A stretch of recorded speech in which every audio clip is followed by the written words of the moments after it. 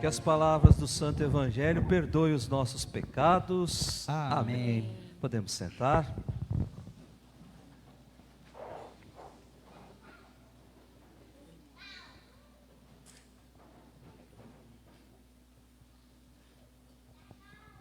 Bom, na primeira missa do Padre Lucas, ele me convidou para fazer a reflexão, a homilia. Geralmente o padre convida alguém para fazer a reflexão nesse dia. Então eu vou fazer a reflexão das leituras que nos foram propostas e depois eu vou ler, porque se eu for falar espontaneamente aqui não vai dar certo, eu vou começar a ficar emocionado. Tá bom? Então vamos lá. Nós estamos meditando as leituras do domingo de número 2, segundo domingo da nossa caminhada de tempo do Advento. Esse tempo frutuoso que a igreja nos convidou a vivenciarmos ao longo de 4 semanas. Começamos domingo em que a palavra de Deus vinha nos convidar a ficar vigilantes. Vinha também nos convidar a preparar o nosso coração, porque Jesus, na noite do Natal, precisa encontrar um coração totalmente transformado. Portanto, nós temos 4 semanas para deixar o nosso coração parecido com uma manjedoura, onde Jesus, na noite do Natal, vai se sentir à vontade. Onde a palavra de Deus, que estava lá com Deus, depois ela vem morar no nosso meio, ela vai se revestindo de carne, ela vai se transformando numa pessoa, e essa pessoa precisa encontrar um lugar seguro. E não existe lugar mais seguro para a palavra feito homem, para a palavra revestida de carne, do que o nosso coração. Por isso a necessidade de, ao longo dessas 4 semanas, fazermos uma verdadeira faxina no nosso coração. Tirar do nosso coração mágoas, tirar do nosso coração ressentimentos, desejo de vingança, ódio, ira. E o nosso coração precisa se transformar nesse lugar onde ele vai se sentir à vontade. Portanto, nesse final de semana, nós somos convidados a nos despir de tudo aquilo que é passageiro, de tudo aquilo que é efêmero, que muitas vezes nós valorizamos muito mais do que as coisas que são essenciais na nossa vida. Nós costumamos a supervalorizar aquilo que pertence a esse mundo e deixar de lado aquilo que vai nos garantir o céu. A primeira leitura que nós ouvimos foi tirada lá do profeta Isaías, capítulo 11. O profeta Isaías vai nos acompanhar ao longo de todo esse tempo do Advento. E esse profeta, ele recita nessa primeira leitura um poema bonito, que vem para alimentar o sonho do regresso à época do reinado de Davi. O profeta Isaías, ele exerce o seu ministério profético em 3 períodos da história: antes do exílio na Babilônia, durante o exílio na Babilônia e depois do exílio na Babilônia. Então, os estudiosos dizem que o Lucas deve saber melhor do que eu, porque ele está com a teologia na cabeça ainda. Os estudiosos dizem que não pode ser o único profeta que escreveu tudo isso, porque compreende um período de mais de 200 anos. Mas a mensagem, ela é única. Antes do exílio, a fidelidade a Deus. Durante o exílio, a fidelidade a Deus. Depois do exílio, não voltar à vida de pecado, para que algo ruim não aconteça de novo. Então esse trecho está lá, antes do exílio na Babilônia, quando quem governava o povo era o profeta, era Ezequias, que assumiu a condução de Judá, lá no ano 714 antes de Cristo. E aí o Ezequias, ele quis fortalecer o seu governo, fazendo alianças com potências econômicas e bélicas da sua época, fazendo alianças com o Egito, fazendo alianças com a Fenícia, com a Babilônia. Então, o profeta, ele vem para condenar esse tipo de atitude. O profeta vem dizer assim: segurança e esperança nós colocamos em Deus. Nós não colocamos as nossas seguranças e as nossas esperanças numa força bélica, no poder de um exército. A nossa segurança está em Deus. E se eu não for fiel a isso, pode ser que algo terrível aconteça.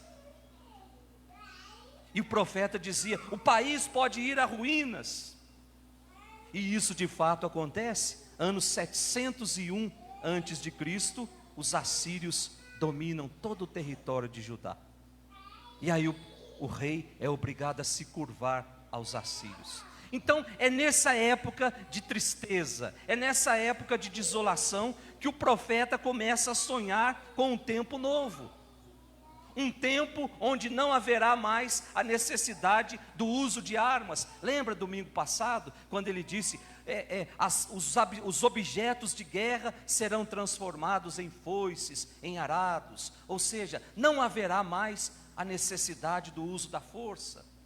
Não haverá mais guerras. Haverá um tempo de justiça, um tempo de paz. E esse tempo, ele só pode acontecer por vontade de Deus, porque os reis desse mundo já estão todos corrompidos. Pelos reis desse mundo a paz não vai chegar nunca, é o que dizia o profeta. Então como é que Deus vai fazer para restabelecer a paz do nosso meio? Aí nós temos a primeira leitura: será por um descendente de Davi. Eu não sei se vocês se recordam de domingo passado, quando meditávamos também sobre o profeta Isaías, que o rei Davi foi um dos maiores reis que a história já conheceu. Foi capaz de unificar todas as tribos em torno de um único Deus.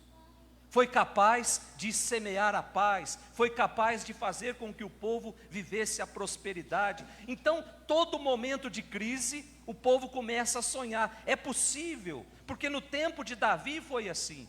No tempo de Davi existia a paz. No tempo de Davi existia a prosperidade. E aí ele começa a primeira leitura de hoje dizendo: virá do trono de Jessé, do tronco de Jessé.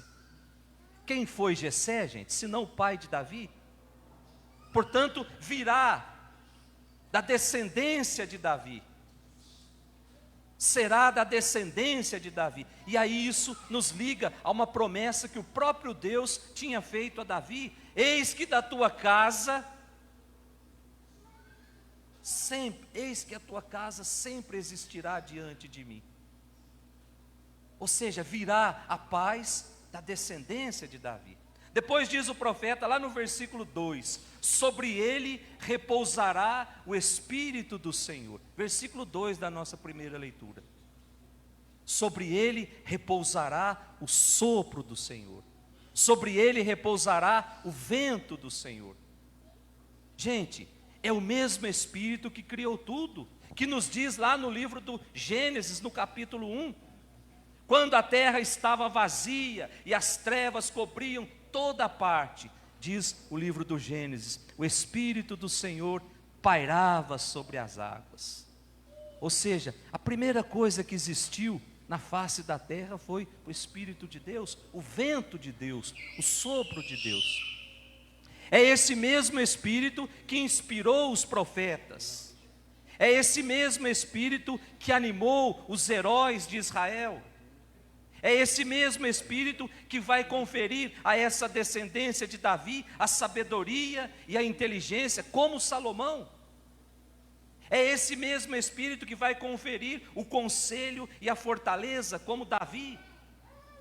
É esse mesmo Espírito que vai conferir o temor de Deus, como os patriarcas e os profetas. Portanto, está aqui a origem dos 7 dons do Espírito Santo. O Espírito que faz com que a comunidade se torne nova. O Espírito que faz com que a comunidade ela se reinvente após cada crise, após cada desavença. Eu fico aqui imaginando o que seria de nós católicos se não fosse o Espírito Santo pairando sobre nós. Lá na primeira perseguição, no ano 80, a gente teria definhado. É esse mesmo Espírito que hoje continua levantando homens e mulheres para lutar por um mundo mais humano, por um mundo mais fraterno, por um mundo mais justo. É esse Espírito que vai trazer a paz. É esse Espírito que vai fazer com que a harmonia volte nas nossas comunidades. Por isso ele diz, haverá grande harmonia entre todo ser vivo, ainda na primeira leitura. Até a serpente, diz o profeta Isaías, que causou toda aquela confusão lá no paraíso, agora a serpente também vai comungar dessa harmonia. A primeira leitura. Então vejamos, gente. Lá no primeiro paraíso, o homem resolveu ser adversário de Deus. Resolveu trilhar caminhos de orgulho, de arrogância, de autossuficiência. Agora esse homem é convidado a regressar à comunhão com Deus, ao conhecimento de Deus. Ou seja, esse homem agora é convidado a voltar ao paraíso original, onde não havia o pecado, onde não havia um Deus que era enxergado, era encarado como adversário do homem. Depois da nossa segunda leitura, a carta de São Paulo aos Romanos, o capítulo 15, é a continuação da segunda leitura de domingo passado. Não sei se vocês vão se recordar. Segunda leitura de domingo passado, São Paulo escreve para a comunidade de Roma, porque a comunidade estava vivendo uma crise muito grande. Dentro da comunidade de Roma, existiam dois tipos de gente. Existiam os judeus, que haviam se encantado com a pregação dos apóstolos, e haviam feito opção por seguir Jesus Cristo. E existiam os pagãos, que não acreditavam em nada, era tudo uma bagunça, mas também resolveram seguir a partir da experiência dos apóstolos. Então, dentro da comunidade, dois tipos bem diferentes de pessoas. E aí começou aquela conversinha entre eles. Para um pagão seguir Cristo, primeiro ele precisa ser judeu. Primeiro precisa ser circuncidado, depois precisa observar os hábitos alimentares, depois precisa cumprir as 613 regras. E aí os pagãos não queriam fazer isso. E aí começou a grande discussão dentro da comunidade. Por isso Paulo escreve aos romanos, a comunidade de Roma, essa carta. E ele vem dizer assim: nada disso. Para seguidor de Jesus Cristo, uma coisa basta: Cristo. Nós não precisamos de mais nada. E eu até dizia domingo passado, tem muito católico por aí, que no domingo está na Eucaristia, na segunda está no centro, na terça está vendo horóscopo, na quarta está vindo a cartomante, e passa a semana inteira correndo atrás de coisas, achando que aquilo vai completar a fé. São Paulo deixa muito claro, para cristão, só Cristo basta. E aí ele nos convida a reconhecer a nossa extrema dependência de Cristo. Nós somos dependentes de Cristo. Nós precisamos de Cristo a cada minuto da nossa vida. Sem Cristo, nós não conseguimos ir muito longe. E eu dizia para as crianças da catequese, é como se eu ganhasse um carro novo e precisasse encher o tanque. Todo carro novo, ele não vem com o tanque cheio. E se vem com o tanque cheio, dá para rodar um pouquinho só. Vai chegar um momento em que eu vou precisar de abastecer. Então, a procura pelo sacramento da confissão é uma forma de abastecer o meu carro para que eu possa rodar mais um pouco nesse mundo tão conturbado que a gente vive. Então nós precisamos de Cristo, nós precisamos abastecer a nossa vida de Cristo. E não tem lugar melhor para abastecer a nossa vida do que na Eucaristia. A Eucaristia nos dá força para a gente andar mais uma semana, ou andar mais algumas horas, e sempre que eu tiver necessidade desse alimento espiritual, eu vou procurar a Eucaristia. É por isso que há necessidade de padres. O Lucas vai ser agora o homem da Eucaristia, o homem que vai trazer Cristo para as pessoas. Mas antes de trazer o Cristo no pão, ele precisa trazer o Cristo na sua vida. Ele precisa dar testemunho daquilo que ele acredita. E por fim, a gente olha o Evangelho de hoje, o capítulo 3 do Evangelho de São Mateus,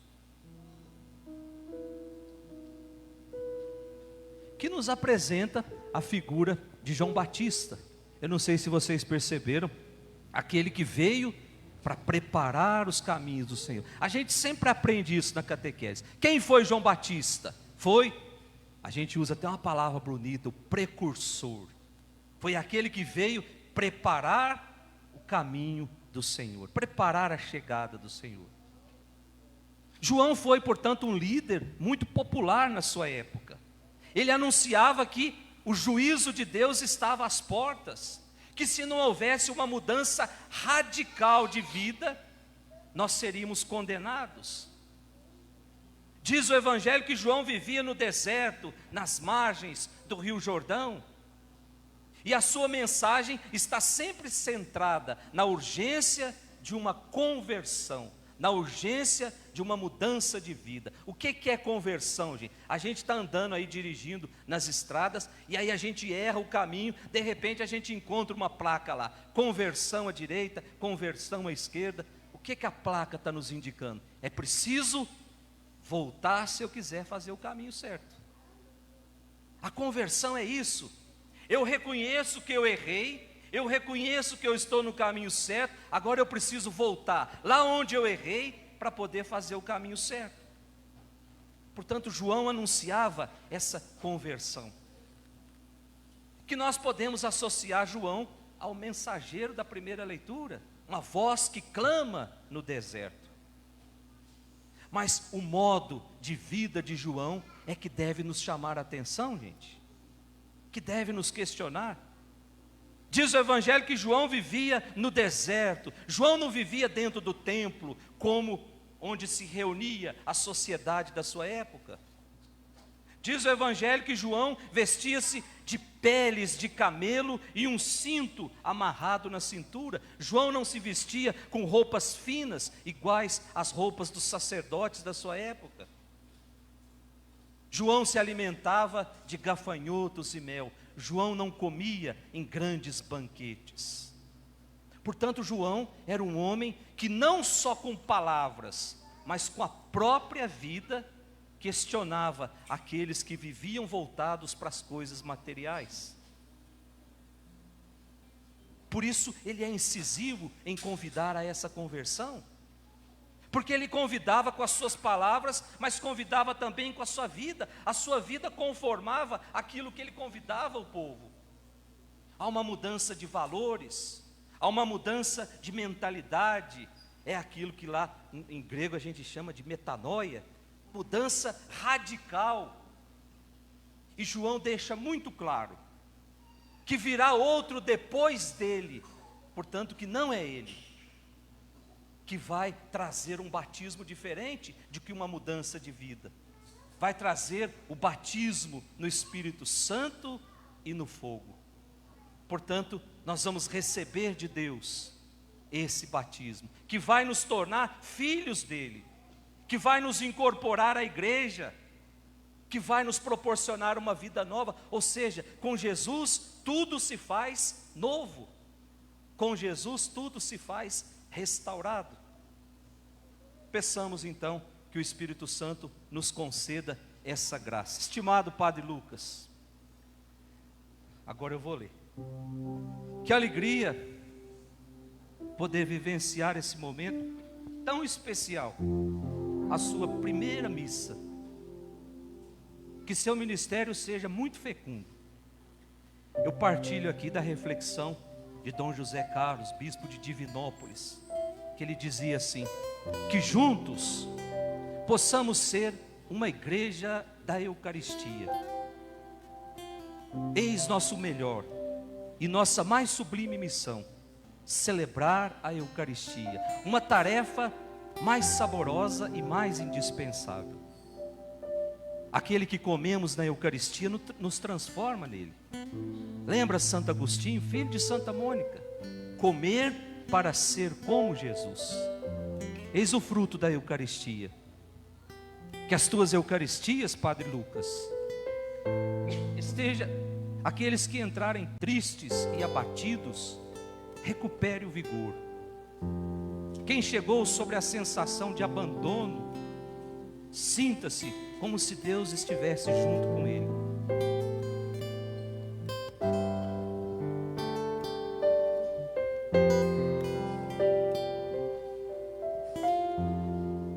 Quem chegou se sentindo sem sabor, que saia com a alma repleta de presença nova. Quem chegou pecador, indigno de ser habitado por Deus, tome o caminho de volta, sentindo-se abraçado pelo amor e pela misericórdia de Jesus. Que juntos possamos ser uma igreja da palavra de Deus. Diz o profeta Jeremias: levanta-te, comunica-lhe tudo o que eu mandar dizer. Não tenhas medo, senão eu te farei tremer na presença deles. João foi posto na prisão por pronunciar palavras de Deus que não caíram bem aos ouvidos de Herodes. Queriam palavras que justificassem o seu erro, e não tanto as que, vindas de Deus, pudesse lhe reorganizar a vida e o amor. O perseguidor, escreve São Beda acerca do martírio de João, não pediu a João que negasse a Cristo, mas que calasse a verdade. Uma igreja da palavra de Deus é uma igreja corajosa e ousada, que pensa como Deus, sonha como Deus, opta pelos preferidos de Deus, enfrenta os poderes do mundo, arrisca-se até a morte. Que tua boca, Lucas, esteja cheia e transbordante da palavra de Deus. Não tenhais medo. Que juntos possamos ser uma igreja da compaixão. Nos últimos tempos, assistimos uma multiplicação de pobres, tanto pobres que não têm bens, quanto pobres que não têm Deus, e ambos são dignos de compaixão. Que teu sacerdócio seja exercido pensando em atingir primeiro os pequenos e simples, mesmo que trabalhes entre os grandes e ricos. Que os pobres saibam que tu amas, que tu os escolhestes e que eles são teu rebanho predileto. Deixe ecoar no teu coração as palavras do Papa Francisco na Evangelho Gaudium. Desejo afirmar com mágoa que a pior discriminação que sofrem os pobres é a falta de cuidado espiritual. A imensa maioria dos pobres possui uma especial abertura à fé, tem necessidade de Deus, e não podemos deixar de oferecer a sua amizade, a sua bênção, a sua palavra, a celebração dos sacramentos e a proposta de um caminho de crescimento e amadurecimento na fé. A opção pelos pobres deve traduzir-se principalmente numa solicitude privilegiada e prioritária. Ninguém deve dizer, escreve o Papa, que mantém-se longe dos pobres porque sua opção de vida implica prestar mais atenção a outras incumbências. Ninguém pode sentir-se exonerado da preocupação pelos pobres e pela justiça social. Que juntos possamos ser uma igreja de Maria. Maria, a mãe próxima e atenta dos sacerdotes, não porque sejam prediletos, mas porque cuidam dos demais irmãos. Ela cuida mais dos que cuidam, pois através de nós, os cuidados de Deus e os dela chegam aos demais. Que ela cuide de ti, em ti e por ti. Maria cuida de cada ovelha, dos apriscos que lhe foram confiados. Termino dizendo a todos: rezem pelos padres, pois o nosso ministério é movido pela oração.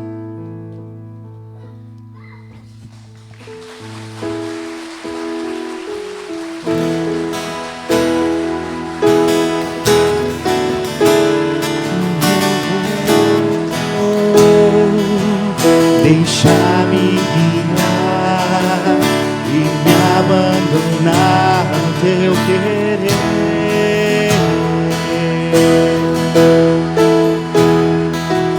Preciso fazer da tua vontade em minha vida. Para onde eu irei? Em quem me apoiarei? Em quem me apoiarei? Para onde irei? Para onde eu irei?